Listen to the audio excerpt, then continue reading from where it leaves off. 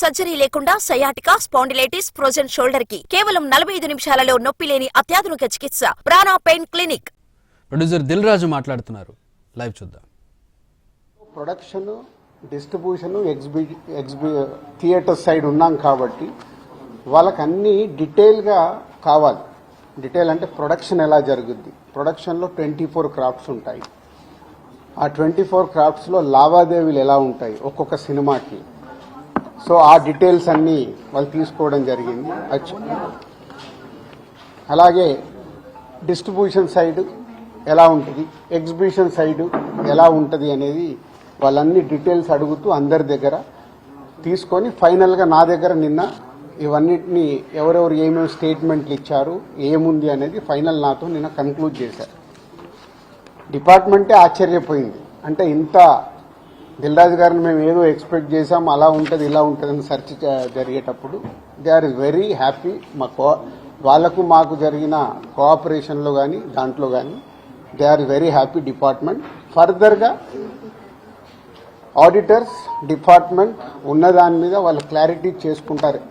అన్ని books of accounts కరెక్ట్గా ఉన్నాయా, ఇవేమున్నాయి లాస్ట్ 5 years అని అవన్నీ వాళ్ళు చేసుకొని కన్క్లూడ్ చేస్తారు. ఇదైపోతే మా మదర్ది, అమ్మకి 19th రోజు కాఫ్ కోల్డ్ ఎక్కువైంది. 19th అయిన తర్వాత ఇంట్లో వెళ్ళేసి ట్రీట్మెంట్ తీసుకొని వచ్చి ఇంట్లో ఉన్నారు. సడన్గా కాఫ్ ఎక్కువ అవుతే ఇమీడియట్లీ హాస్పిటల్కి పంపించాం. దానికి ఎవరో కొందరు హార్ట్ అటాక్ అని ఇంకేదో అయిందని రకరకాల న్యూస్లు క్యారీ చేస్తారు. She very fine. జస్ట్ 2 రోజులు, షీఈ్ 81 ఏజ్, 2 రోజులు హాస్పిటల్లో ఉండి ఇప్పుడు డిశ్చార్జ్ అయ్యి వస్తున్నారు. She very normal. Lungs infection కొంచెం పెరగడం వల్లే కాఫ్ వచ్చింది, దానికి ట్రీట్మెంట్ తీసుకొని వస్తున్నారు. సో దయచేసి నేను మీడియా వారిని 4 రోజులు జరిగింది కానీ ఇది కానీ మీకు తెలిసిందో తెలియందో హైలైట్ చేసుకుంటే వేయకండి. నేను ఎప్పుడు రిక్వెస్ట్ చేస్తుంటాను. అంటే ఇప్పుడు నా మీద మీకు ఎంత క్యూరియాసిటీ ఉంటుందో ఒక సెలబ్రిటీగా, అలాగే చాలామందికి అది ఉంటుంది. తప్పుడు న్యూస్ వెళ్ళినప్పుడు అక్కడ వాళ్ళకి ఇటు మాకు తెలిసిన కుటుంబాలు కానీ ఇష్టపడే వాళ్ళు కానీ తప్పు న్యూస్లు వెళ్తాయి.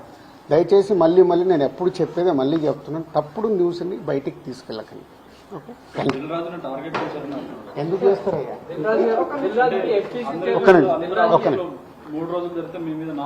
నాలుగో రోజు నాది కాదు కదా, మైత్రిలో జరిగింది, అభిషేక్ మీద జరిగింది, ఇలా అందరి మీద. ఇది ఇండస్ట్రీకి సంబంధించి ఎందుకు టార్గెట్ చేస్తారు? ఇన్కమ్ ట్యాక్స్ అనేది ప్రాసెస్, ఇదేమి ఇల్లీగల్ కాదు.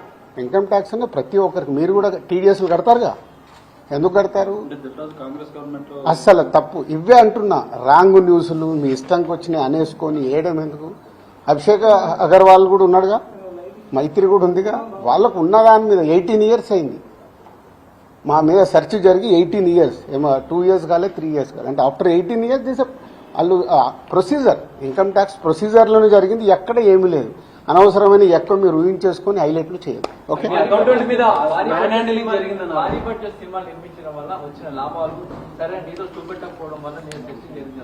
నా దగ్గర కాదండి, మొత్తం జరిగితే మళ్ళీ మీ దగ్గర అంటారండి. సో అన్ని జరుగుతాయి, ఇట్స్ ఎ ప్రాసెస్. ఇందాక చెప్పాను కదా, 24 క్రాఫ్ట్స్కు ఎలా స్పెండింగ్ చేస్తున్నారు.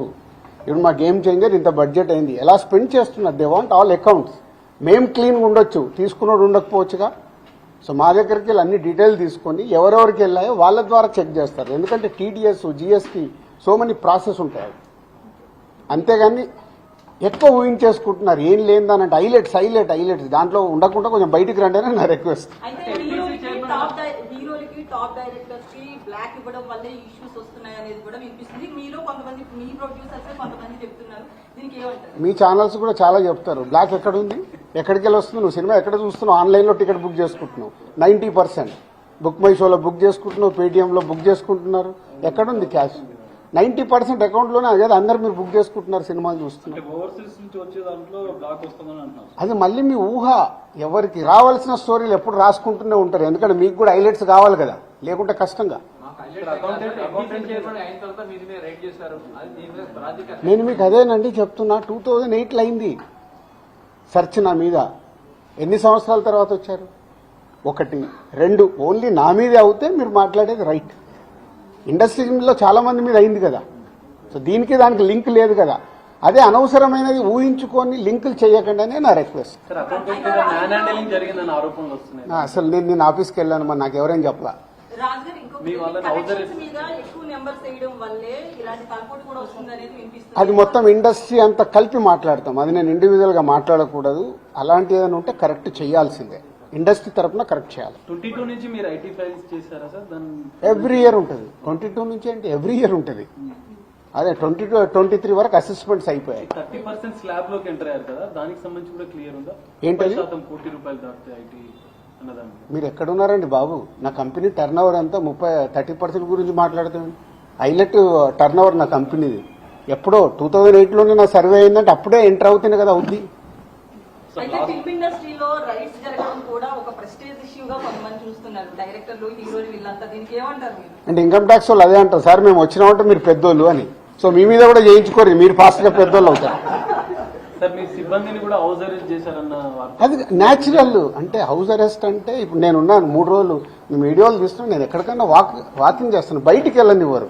కమ్యూనికేషన్ కాకుండా వాళ్ళకి కావాల్సిన ఇన్ఫర్మేషన్ తీసుకోవడానికి అందరినీ డిఫరెంట్ లో ప్లేస్ లో పెట్టి ఫైనల్ గా కన్క్లూడ్ చేస్తారు. ప్రొడక్షన్ టైంలో జరిగిన లావాదేవీలు, తర్వాత మీ సినిమా రిలీజ్ అయినాక వచ్చిన లావాదేవీలు, వీటన్నిటిని అడగడం జరిగిందా లేదా? ప్రొడక్షన్ అది ఆటోమేటిక్ అండి, అది ప్రాసెస్. వాళ్ళకి అదే అవగాహన చేసుకోవటానికి. టైంలో దాదాపు క్యాష్ పెట్టి సినిమా క్యాష్ ఉన్న బ్యాంక్కి వెళ్ళి డ్రా చేసే పెడతారు. సో వాళ్ళకి డౌట్స్ ఉంటాయి. డౌట్స్ ఉన్నప్పుడు క్లారిఫై చేయాల్సిన రెస్పాన్సిబిలిటీ మాదే కదా. సో అలా ఒక్కొక్కటి ప్రొడక్షన్ ఏంటి, డిస్ట్రిబ్యూషన్ ఏంటి, ఎగ్జిబిషన్ ఏంటి, ఎలా ప్రాసెస్లో ఉంటాయి అన్ని ఎక్స్ప్లెయిన్ చేస్తూ వచ్చాను. ఇప్పుడు మీ దగ్గర 5 lakhs రూపీస్ అని అన్నారు, శిరీష్ గారి దగ్గర 4.5, at the same time Hanshitha గారి ఇంట్లో ఎంత స్వాధీనం చేశారు? 6.5 lakhs. 6 టోటల్ కలిసి 20 లక్షలండి. క్యాష్ రూపంలో మా ఫ్యామిలీలో కానీ ఆఫీస్లో కానీ 20 lakhs. అది దానికి కూడా ఇది అన్అఫీషియల్ కాదు, ప్రతి ఒక్కదానికి ఇట్లా డాక్యుమెంట్ ఇస్తారు. ఇది 5,50,000 గోల్డ్ దొరకలేదు. గోల్డ్ ఉంటుంది. ఏ లిమిట్లో ఉండాలో ఆ గోల్డ్ కూడా ఉంది అందరిది. యాజ్ పర్ రూల్ ప్రకారం ఎవరి దగ్గర ఎంత ఉండాలో అంతే ఉంది. అంటే మెయింటైన్ చేశారు సార్. మెయింటైన్ అంటే మేము రెస్పాన్సిబుల్ పర్సన్ కదా, ఏది మేము తప్పులో ఉండకూడదు కదా. తెలుస్తుంది కదా. ఇగో నా వైఫ్ 77 లక్షలు. సో ప్రతి ఒక్కటి ఇట్లా ఇస్తారు వాళ్ళు డాక్యుమెంట్, పంచనామా చేసి ఇచ్చేసి వెళ్తారు. అందరికి క్లీన్గా ఉంది. అయితే ఎన్ఆర్ఐ నుంచి, పొలిటీషియన్స్ నుంచి కొంత బ్లాక్ మనీ రావడం, దాన్ని ఎక్కువగా ఫిల్మ్ ఇండస్ట్రీలో పెట్టడం, ఇలాంటివి జరుగుతాయి అంటారు కదా, దీని గురించి నాకు ఇప్పియరాదు, నేను తీసుకుంటాను. మరి తక్కువ ఇంట్రెస్ట్లో ఎక్కువ ఇంట్రెస్ట్లు కడుతున్నాను నేను. సంక్రాంతికి వస్తున్నాం సినిమా మీద ఏపీ హైకోర్టులో ఒక పిటిషన్ ఉంది. అవన్నీ జరుగుతూనే ఉంటాయి. ఎంతసేపు నెగిటివ్ పాజిటివ్ మాట్లాడు. అవన్నీ ప్రాసెస్లో జరుగుతుంటాయి. ఎందుకు వేశారు? ఏది ఆగదుగా, ప్రాసెస్ అది జరుగుతుంటుంది. ఓకే, ఐటీ వాళ్ళు ఏం చెప్పారు సార్? ఏం చెప్పాలి, అయిపోయింది, మొత్తం తీసుకున్నారు. థర్డ్ రోజు వచ్చి కలవమన్నారు. ఈ లోపల చెక్ చేసుకుంటారు, ఆడిటర్ వెళ్ళి మాట్లాడతాడు. థర్డ్ రోజు వెళ్ళి నేను కలుస్తాను. ప్రెసిడెంట్ గా ఉన్నప్పుడు నెక్స్ట్ అయిపోయింది కదా, చెప్పినా కదా మొన్నే 2025 స్టార్ట్ అని. సంక్రాంతి వస్తున్నాం, స్టార్ట్ అయింది కదా. ఎలా సూపర్ హిట్లు కొట్టాలనేది మన పని, అదే మొదలు పెడతాం. ఓకే, పాజిటివ్ అండి. థర్డ్ రోజు రమ్మన్నారు. ఈ లోపల ఆడిటర్ వెళ్ళి మాట్లాడతారు. Okay, thank you.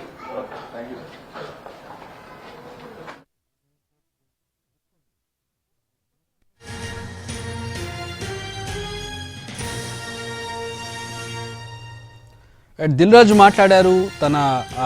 తనపై జరిగినటువంటి ఐటీ రైట్స్కి సంబంధించి ఆయన స్పందించారు. అలాగే తన తల్లి ఆరోగ్యానికి సంబంధించి కూడా దిల్ రాజు స్పందించారు. సాధారణంగా వ్యాపారాల్లో ఉన్నప్పుడు ఐటీ దాడులు అనేవి జరుగుతూ ఉంటాయి. ఐటీ దాడులు జరిగాయంటే మీరు పెద్దవాళ్ళు అని ఐటీ వాళ్ళే చెప్పారని, సో ఐటీ దాడులు అనేవి సర్వసాధారణంగా జరుగుతుంటే వ్యాపారాలు చేసేటప్పుడు అనేది ఆయన చెబుతూ ఉన్నారు. ఎలాంటి అవకతవకలు జరగలేదు, దానికి సంబంధించి అంతా క్లియర్గా ఉంది. ఐటీ సబ్మిషన్కి సంబంధించి అంతా కూడా క్లియర్గా ఉంది. అనుమానాలన్నీ కూడా డిపార్ట్మెంట్కి క్లియర్ చేసాం, డిపార్ట్మెంట్ చాలా సంతృప్తిగా ఉంది తమ సహకారం పట్ల అంటూ దిల్ రాజు తెలియజేశారు. వార్తలు దుష్ప్రచారం చేయొద్దు అంటూ ఆయన రిక్వెస్ట్ చేస్తున్నారు. అలాగే తన తల్లి ఆరోగ్యానికి సంబంధించి, ఆవిడ వయసు 81 ఏళ్ళు కాబట్టి కొంచెం శ్వాసకోశ సమస్యలు ఉన్నాయి. దానికి సంబంధించి కొంచెం కాఫ్ పెరగడంతో, దగ్గు పెరగడంతో కొంచెం ఆవిడ ఇబ్బంది పడడంతో హాస్పిటల్కి తీసుకెళ్లాల్సి వచ్చింది తప్పితే వేరే సమస్యలు ఏమి లేవని చెప్పి ఆయన చెప్తూ ఉన్నారు. బ్లాక్ మనీ ఇండస్ట్రీలోకి వచ్చే అవకాశమే లేదు, అంటే బ్లాక్ మనీ తమకు వచ్చే అవకాశమే లేదు. టికెట్ల కొనుగోళ్ళన్నీ కూడా ఆన్లైన్లో జరుగుతున్నాయి 90%. ఇక అసలు బ్లాక్ మనీ ఎక్కడి నుంచి వస్తారో ఆయన ఎదురు ప్రశ్నిస్తూ ఉన్నారు.